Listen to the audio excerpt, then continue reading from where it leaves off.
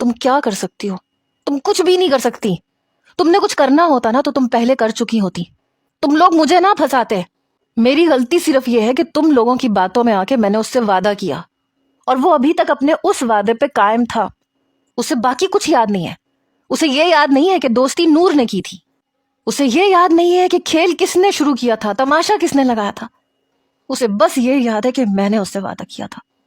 اسے اس بات کا احساس تک نہیں ہے کہ میں نے وعدہ کیوں کیا تھا. اس نے میرے پاس کوئی راستہ نہیں چھوڑا تھا اور ابھی بھی کوئی راستہ نہیں چھوڑا. اگر میں سائن نہ کرتی تو مجھے آنے نہ دیتا, اور اگر میں رات تک گھر نہ پہنچتی تو مجھے اس گھر سے دھکے مار کے نکال دیا جاتا. حریم کہنے لگی جو ہوا بہت برا ہوا, بہت زیادہ برا ہوا ہے. ایسا کرتے ہیں ہم رافع سے بات کرتے ہیں. میں نے اس کے سامنے ہاتھ جوڑے. میں نے کہا بس کر دو حریم, بہت بنا لیا تم لوگوں نے میرا تماشا. میں تو اس وقت کو پچھتا رہی ہوں میں نے تم لوگوں کی بات مانی تو مانی کیوں. کاش میں دوستی میں خود غرض ہو جاتی جیسے نور ہو گئی. دیکھ لو کیسی سکون کی زندگی جی رہی ہے. اسی بھابھی کے بھائی سے شادی کر کے اسی کے میکے میں رہ کے اچھی زندگی گزار رہی ہے, جس کی باتوں سے یہ کہتی تھی کہ مجھے ڈپریشن ہو جاتا ہے. اور اس ڈپریشن کا علاج اس نے اس کمبخت سے بات کر کے نکالا جو میری زندگی کا عذاب بن گیا. تم لوگوں کا کیا گیا بتاؤ مجھے. نور تمہارا کیا گیا؟ تمہاری شادی ہو گئی, گھر آباد ہو گیا. حریم کی بھی شادی ہوگی, اس کا بھی گھر آباد ہو گیا. اور میں مجبور ہوں, میں اس کمینے سے نکاح کر کے آئی ہوں, اور جب میرے گھر والوں کو پتہ چلے گا تو دھکے دے کے نکالیں گے مجھے. تم دونوں کا کچھ نہیں گیا, زندگی میری برباد ہو کے رہ گئی. حریم بھی رونے لگی. پلیز خدا کے لیے کنزا چپ ہو جاؤ. نور کہنے لگی سارا قصور میرا ہے, اللہ کرے میں مر جاؤں. مجھے نہیں پتا تھا کنزا کہ میں تمہیں اتنی بڑی تکلیف دے دوں گی. حریم نے مجھے بازو سے پکڑ کے زمین سے اٹھا کے بیڈ پہ بٹھایا. کہنے لگی تم یہاں بیٹھو, رونا بند کرو, کوئی نہ کوئی حل نکال لیں گے. میں نے کہا کوئی حل نہیں نکلے گا, کچھ بھی نہیں ہوگا. حریم کمرے سے باہر گئی. نور سے کہنے لگی دروازہ لاک کر لو کیونکہ گھر میں چچی بھی موجود ہے, کسی کو بھنک بھی پڑ گئی تو قیامت آ جائے گی. نور نے جلدی سے دروازہ لاک کیا. مجھے کہنے لگی پلیز مجھے معاف کر دو. میں نے کہا نور تم چپ کر جاؤ, خدا کے لیے میرا دماغ پھٹ جائے گا. تمہیں اندازہ نہیں ہے میرے ساتھ ہوا کیا ہے. نور کہنے لگی کیا اس نے تمہارے ساتھ کچھ اور بھی کیا ہے؟ یہ سن کے میرے دماغ کی رگیں یوں تھیں کہ پھٹ جائیں گی. میں نے کہا نہیں, اس نے میرے ساتھ کوئی غیر اخلاقی حرکت نہیں کی, لیکن زبردستی نکاح تو کیا ہے نا. کچھ دیر کے بعد دروازے پہ دستک ہوئی تو نور نے دروازہ کھول دیا. حریم ٹھنڈے پانی کا گلاس لے کے آئی تھی. کہنے لگی یہ پیو. دروازہ دوبارہ سے بند ہو گیا. میرا حلق ویسے بھی خشک تھا, میں نے ایک ہی گھونٹ میں سارا پانی پیا. حریم کہنے لگی کہ دیکھو ہم خلا لے لیتے ہیں, کسی کو کچھ پتا بھی نہیں چلے گا, سب کچھ رازداری سے ہو جائے گا. میں نے کہا کیسے ہو جائے گا؟ عدالت میں بلایا جائے گا. وہ کہنے لگی تو تم نقاب کر کے چلی جاؤ گی نا, دیکھو کچھ بھی پتا نہیں چلے گا. ہم تینوں کل ہی وکیل کے پاس جاتے ہیں. حریم کی بات سن کے نور کہنے لگی وکیل کا جو بھی خرچہ ہوگا وہ میں دینے کو تیار ہوں, بس ایک بار اس مصیبت سے جان چھوٹ جائے. حریم کہنے لگی کہ دیکھو اگر ایک بار تمہیں خلا ہو گئی تو وہ دوبارہ تم سے نکاح کر ہی نہیں سکتا. میں نے کہا اور اگر اس نے مجھے نہ چھوڑا تو؟ حریم کہنے لگی سوال ہی پیدا نہیں ہوتا, خلا تمہارا حق ہے. یہ سن کے میرا دل کچھ مطمئن سا ہوا تھا. میں نے کہا کسی کو پتا تو نہیں چلے گا نا حریم؟ حریم کہنے لگی نہیں, ہم کسی کو کانوں کان کوئی خبر نہیں ہونے دیں گے. حریم کہنے لگی تم پریشان نہ ہو. پھر وہ نور سے کہنے لگی تم بھی پریشان نہ ہو.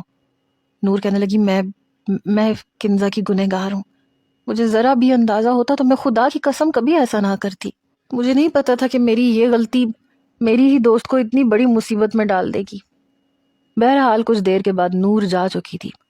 حریم کے بے حد اصرار پہ میں نے صرف دودھ کا ایک گلاس پیا, کھانا نہیں کھایا تھا کیونکہ میری تو بھوک مر چکی تھی. حریم نے بہت کہا کہ کچھ کھا لو, ٹینشن نہ لو, ہم وکیل کے پاس جائیں گے, لیکن اگلے روز مجھے بخار ہو گیا. 5 دن میں بخار میں پڑی رہی. حریم بے حد پریشان تھی. میری والدہ میرے والد الگ سے پریشان تھے. مدثر بھائی مجھے ڈاکٹر کے پاس 3 بار لے جا چکے تھے. کسی بھی ڈاکٹر کی کوئی بھی دوائی مجھ پہ اثر نہیں کر رہی تھی. میرا بخار ٹوٹنے کا نام نہیں لے رہا تھا, اور ڈاکٹر حیران تھے کہ جب انہیں کوئی انفیکشن نہیں ہے تو ان کا بخار کیوں نہیں اتر رہا. میرے تمام ابتدائی ٹیسٹ ہو چکے تھے, کوئی بھی وجہ سامنے نہیں آ رہی تھی, اور میں اتنی ٹینشن میں تھی کہ بیان سے باہر تھا. نور کا بار بار فون آ رہا تھا, میری خیریت پوچھ رہی تھی, بے حد پریشان بھی تھی. میں نے اس سے بہت مختصر سی بات کی. آج کل مجھے کچھ بھی اچھا نہیں لگتا تھا، مجھے ہر چیز سے نفرت ہونے لگی تھی. رافع کا فون آیا تو حریم نے مجھ سے کہا کہ لو بات کر لو اس سے، لیکن میں نے نفی میں سر ہلا دیا. حریم فون پکڑانے لگی تو میں نے ہاتھ پیچھے جھٹک دیا اور اسے اشارے سے کہا کہ مجھے بات نہیں کرنی. حریم کہنے لگی ایکچولی رافع بھائی کنزا کو بہت بخار ہے اور اس سے کوئی بات ہو ہی نہیں رہی. وہ شاید پریشان ہوا، پھر کہنے لگا اچھا ٹھیک ہے آپ اسے آرام کرنے دیں. یونیورسٹی کی میری کئی دوستوں کی کال آئی لیکن میں نے ریسیو ہی نہیں کی. فون آف کر کے ایک سائڈ پہ رکھ دیا. 1 ہفتے کے بعد میرا بخار اترا تھا اور میری والدہ اور حریم منت کی دیگ غریبوں میں بانٹنے کے لیے چلی گئی تھی. مدثر بھائی اور بابا اپنے کام پہ گئے تھے، اوپر تائی اماں اپنی بہن کے گھر گئی تھی. صرف حریم کی چھوٹی بہن رباب گھر پہ تھی، اس لیے وہ بھی نیچے ہی آ گئی. مجھے کہنے لگی آپ ہی آپ کے لیے چائے بنا دوں؟ میں نے کہا نہیں. کہنے لگی اب تو آپ کا بخار کافی کم ہے، 8 دن ہو گئے، جائیں نہ نہا کے آ جائیں، تھوڑی فریش ہو جائیں گی، آپ کو اچھا لگے گا. میں نے کہا ہاں ایسے کرو میرے کپڑے نکال دو. مجھے اپنے جسم میں اتنی نقاہت محسوس ہو رہی تھی کہ مجھ سے کوئی کام ہی نہیں ہو رہا تھا. میرے کپڑے روبی نے ہی نکال کے بیڈ پہ رکھے. میں نہا کے جب باہر آئی تو کہنے لگی آپی آپ کے بال کتنے الجھے ہوئے ہیں، لائے میں کنگا کر دیتی ہوں. میں بیڈ پہ بیٹھ گئی. سامنے ڈریسنگ ٹیبل پہ نظر پڑی تو میری آنکھوں کے گرد ہلکے گہرے ہو چکے تھے. رنگت سفید کے بجائے پیلی زیادہ لگ رہی تھی. میرے بالوں میں کنگا روبی نے ہی کیا. پھر کہنے لگی آپ کو گرم دودھ لا دوں؟ میں نے کہا نہیں روبی مجھے کچھ بھی نہیں کھانا. ابھی اس نے میرے بال کنگھا کیے ہی تھے جب باہر کی بیل ہونے لگی. میں نے کہا دیکھو شاید حریم آئی ہوگی اور امی ہوں گی، لاؤ کنگھا مجھے تو میں خود ہی کنگھی کر لیتی ہوں. کہنے لگی ٹھیک ہے. گھر میں صرف ہم دونوں ہی تھیں. وہ باہر چلی گئی. کچھ دیر کے بعد اندر آئی تو کہنے لگی آپ کی یونیورسٹی کی کوئی دوست آئی ہے. میں نے کہا میری یونیورسٹی کی دوست کون ہے؟ ابھی میں پوچھ ہی رہی تھی کہ ایک خاتون لمبے اونچے قد کی برقع پہنے میرے کمرے میں داخل ہوئی. حجاب ایسے پہنا ہوا تھا کہ اس کی آنکھیں تک نقاب کے اوپر باریک پردے میں چھپی ہوئی تھی. ہاتھوں میں دستانے پہنے ہوئے تھے. ایسی پردے دار تو میری کوئی بھی دوست نہیں تھی. میں فوراً سے کھڑی ہو گئی. میں نے کہا کون ہے آپ؟ میں بری طرح سے گھبرائی. روبی کہنے لگی آپ ہی یہ آپ کی یونیورسٹی کی دوست ہیں. اس سے پہلے کہ میں روبی سے کچھ کہتی وہ جو کوئی بھی تھی وہ روبی سے کہنے لگی کہ اب ایک گلاس پانی مل سکتا ہے. روبی فوراً سے باہر چلی گئی. تبھی اس عورت نے جلدی سے کمرے کا دروازہ بند کر کے کنڈی لگا دی. میری تو جان نکلی. میں نے کہا کون ہے آپ دروازہ کیوں بند کر رہی ہیں؟ روبی!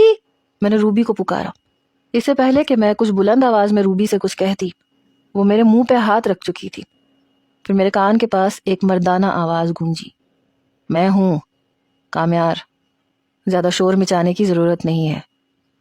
یہ سن کے میری جان نکلی. کام؟ اس نے بس اتنی سی بات کہی اور میرے منہ سے ہاتھ ہٹا دیا، لیکن میں اس کا نام تک پورا نہیں لے پا رہی تھی. تبھی اس نے اپنا پردہ الٹ دیا. اسے دیکھ کے میرے ہوش اڑ کے رہ گئے تھے. اگر روبی کو پتہ چل جاتا تو پتہ نہیں کیا ہوتا. وہ تو ویسی بڑبولی سی تھی، 8ویں کلاس کی بچی تھی. وہ سب کو بتا دیتی کہ کوئی لڑکا برقع پہن کے مجھ سے ملنے آیا تھا. میں نے کہا تم یہاں کیا کر رہے ہو؟ کیا چاہتے ہو تم؟ کیوں میری زندگی عذاب بنا کے رکھی ہے؟ چلے جاؤ یہاں سے. کسی کو پتہ چل گیا تو میری زندگی جہنم بن جائے گی. تبھی دروازے پہ دستک ہونے لگی. کہنے لگا زیادہ شور مت مچانا. اس نے دوبارہ سے نقاب کیا اور دروازہ کھول دیا. روبی اسے دیکھنے لگی. کہنے لگی یہ پانی. کامیار نے اس کے ہاتھ سے گلاس پکڑا. ارے آپ یہاں کیوں کھڑی ہیں؟ جائیں جا کے چائے بنائیں نا تاکہ میں بھی اپنی دوست سے ٹھیک سے بات کر سکوں. اس نے زنانہ آواز پتہ نہیں کیسے نکالی تھی. روبی کہنے لگی آپ نے اتنا پردہ کیوں کیا ہے؟ یہاں پہ کوئی بھی مرد نہیں ہے. وہ کہنے لگا میں اصل میں عورتوں سے بھی پردہ کرتی ہوں. ہمارے شاہ جی نے منع کیا ہے. کچھ ایسے مسائل ہیں کہ میں فی الحال آپ کو اپنا چہرہ نہیں دکھا سکتی. میں بالکل چپ بیٹھی تھی. روبی کہنے لگی آپ چائے پئیں گی؟ میں نے کہا نہیں، بس ان کے لیے بنا دو اور جاؤ یہاں سے. جیسے ہی روبی باہر گئی میں نے دروازہ بند کر کے کنڈی لگائی اور وہ اپنا پردہ پھر سے اوپر کر چکا تھا. میں نے کہا تم کیوں آئے ہو یہاں پہ؟ کہنے لگا تم یونیورسٹی کیوں نہیں آ رہی؟ اور یہ کیا ہوا ہے؟ تمہاری شکل پہ 12 کیوں بج رہے ہیں؟ اس کی بات پہ میں حیران ہوئی تھی. وہ میری یونیورسٹی میں کیا کر رہا تھا؟ کیا وہ میرے پیچھے یونیورسٹی تک گیا تھا؟ بڑے آرام سے وہ بیڈ پہ بیٹھ گیا. تمہاری کئی دوستوں سے تمہارے بارے میں پوچھا، انہیں بھی تمہارے بارے میں کچھ پتا نہیں تھا. کہہ رہی تھی تمہارا فون بند ہے. بیل جا رہی ہے لیکن تم فون نہیں اٹھا رہی. کیوں نہیں اٹھا رہی تھی؟ میں نے کہا تمہیں کیا لگے؟ میری بات سن کے مسکرایا. ارے بھول گئی ہو، ابھی چند روز پہلے ہی تو ہمارا نکاح ہوا ہے. تم میری بیوی ہو، مجھے تمہاری فکر نہیں ہوگی تو اور کس کو ہوگی؟ میں نے کہا یہ قصہ بھی میں ختم کر دوں گی. میری بات سن کے وہ کچھ دیر مجھے جانچتی نظروں سے دیکھنے لگا، پھر کھڑا ہو گیا. اچھا وہ کیسے؟ میں فوراً سے گڑبڑائی. جاؤ یہاں سے ورنہ میں شور مچا دوں گی کہ کوئی برقع پہن کے میرے گھر میں داخل ہو گیا ہے. وہ ہنسنے لگا.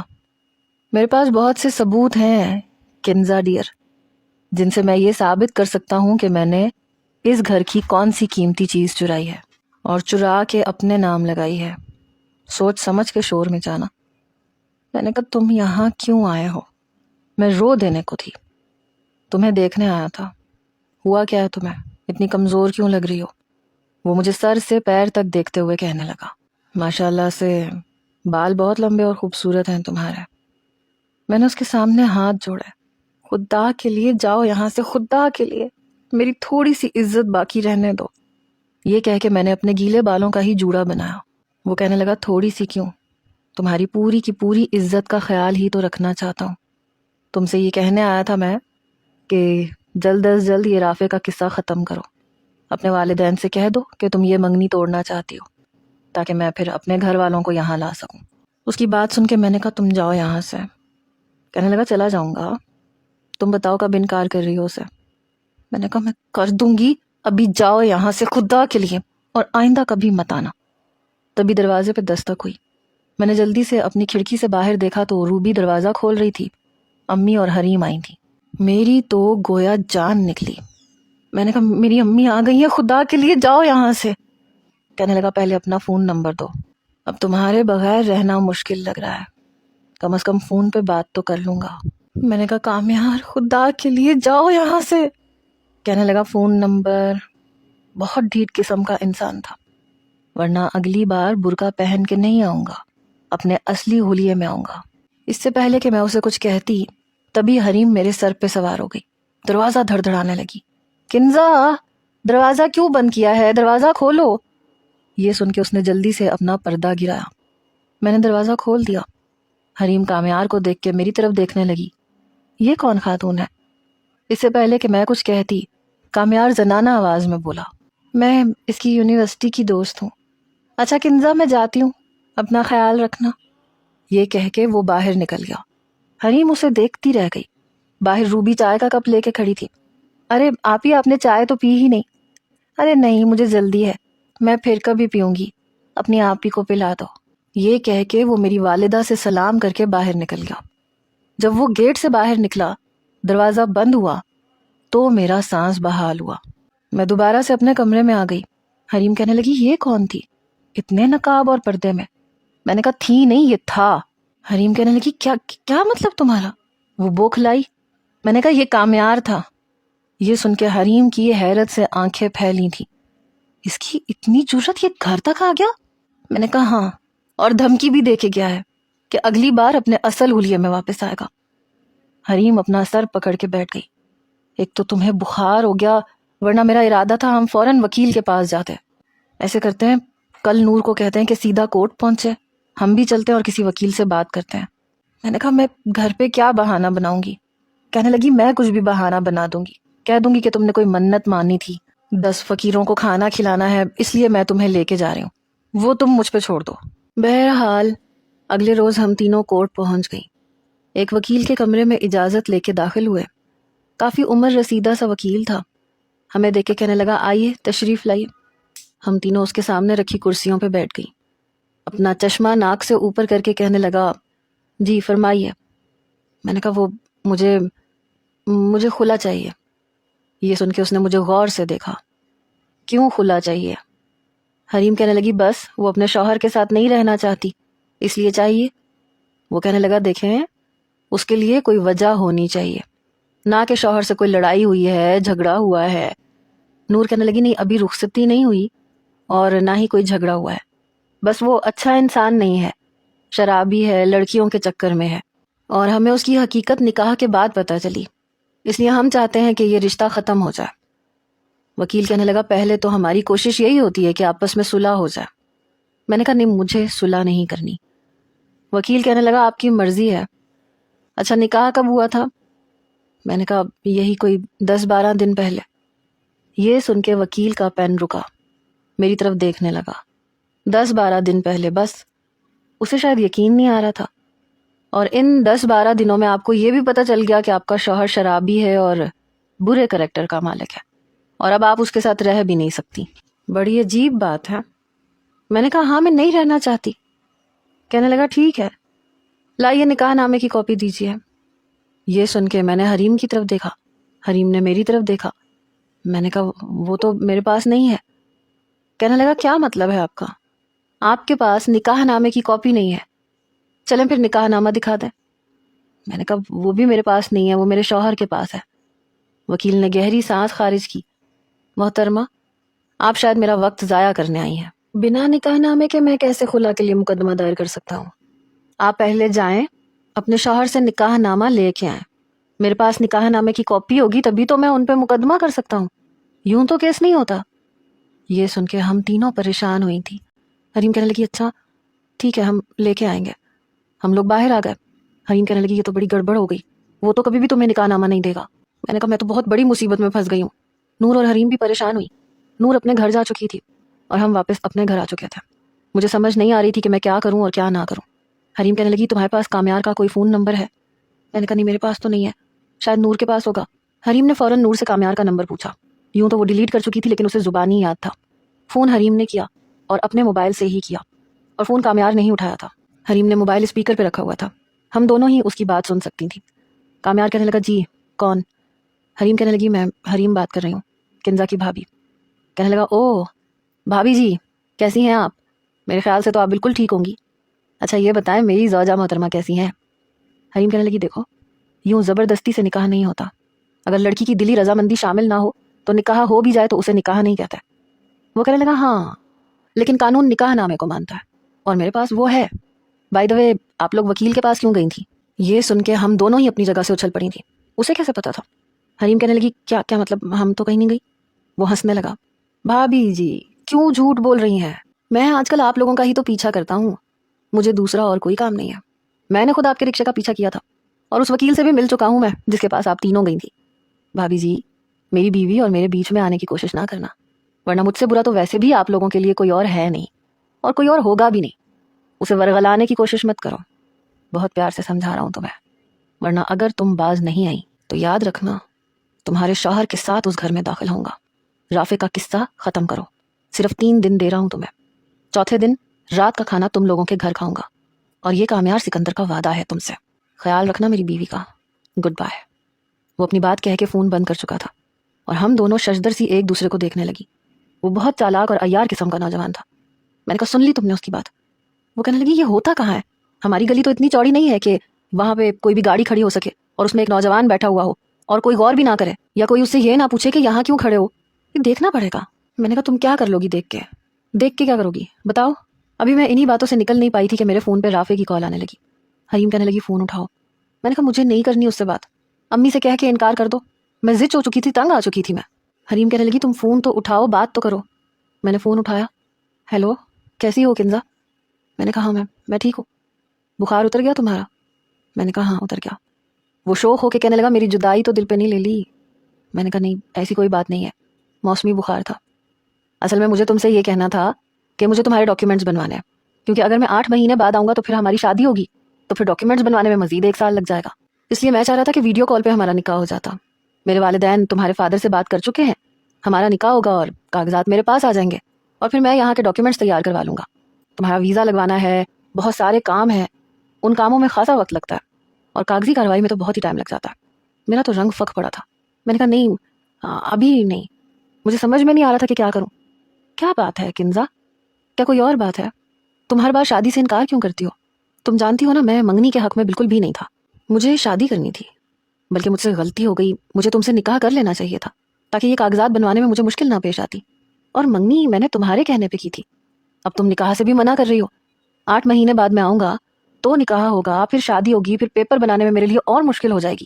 مجھے تمہیں اپنے ساتھ لے کے جانا ہے، تم کیوں انکار کر رہی ہو؟ کیا کوئی اور بات ہے؟